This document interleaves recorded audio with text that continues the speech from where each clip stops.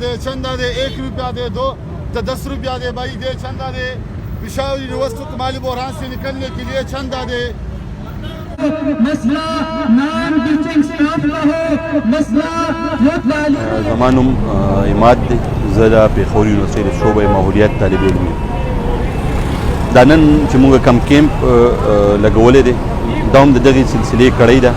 کومه چې تاسو یو څو هفتې مخکې د رجسټرار صاحب د افس نه یو اعلامیه جاري شوې وه چې پېښور یونیورسټي چونکې په مالي خسارې کې ده د دې سره پیسې نشي پوره کېدی نو دا به د دې میاشتې تنخواګانې نیمې ورکوي مونږ دا خبره د تیرو 2.5 کالو نه ګورنمنټ ته بار کړې ده چې پېښور یونیورسټي په مالي خساره کې ده چونکې د صوبې د ټولو نه غټه یونیورسټي ده نو تاسو دې له په ترجیحي بنیادونو باندې بیل آوټ پیکیج ورکوئ ځکه چې آلریډي د HEC په بجټ باندې کټ هم راغلی دی نو حکومت تر 2.5 کالو پورې زموږ خبره وانه اورېده نو خبره دې حد ته راورسېده چې پېښور یونیورسټي نن په شدید مالي بحران کې ده او خپلې تنخواګانې نشي پوره کولی 10 نکاتې چې کوم مونږ مطالبات ایښودي دي نو دا زموږ د صوبایي حکومت او د هایر ایجوکیشن کمیشن نه دا مطالبات دي په کومې کې چې د ټولو نه اولنی او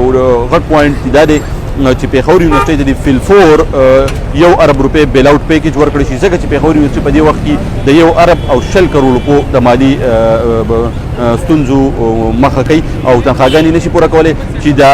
د تعلیمي چې دا کوم پروسس دی چې دا هم دغه شان روان پاتې شي او په دې کې څه خلل رانه مونږ د تیرو 2.5 کالو نه وخت په وخت باندې د حکومت سره مذاکرات کوو د هغوی نمایندګانو سره میلاویږو هغوی ته دا خبر مخې ته ایږدو چې دا زموږ یونیورسټي ده دا ستاسو یونیورسټي ده د ټولې صوبې د ټولو نه غټه یونیورسټي او تعلیمي قدیمي درسګاه ده د دې چې کومې دا مسلې دي دا زموږ واورئ او په ترجیحي بنیادونو باندې دا حل کوي ځکه چې د دې یونیورسټۍ مسلې چې کوم دي هغه د طلباو مسلې دي نو د 2.5 کالو تېرېدو نه پس حکومت د ټس نه مس شوی نه دی او موږ نن په دې باندې مجبوره شوي یو چې د روډ ته راوځو او دلته چې کوم دی په خپله باندې چنده کیمپ ولګو او د پېښور یونیورسټۍ د مالي مسلو د کمولو لپاره چنده هم راغونډه کړو او دغه د حکومت په ایوانونو کې چې ناست کم خلک دي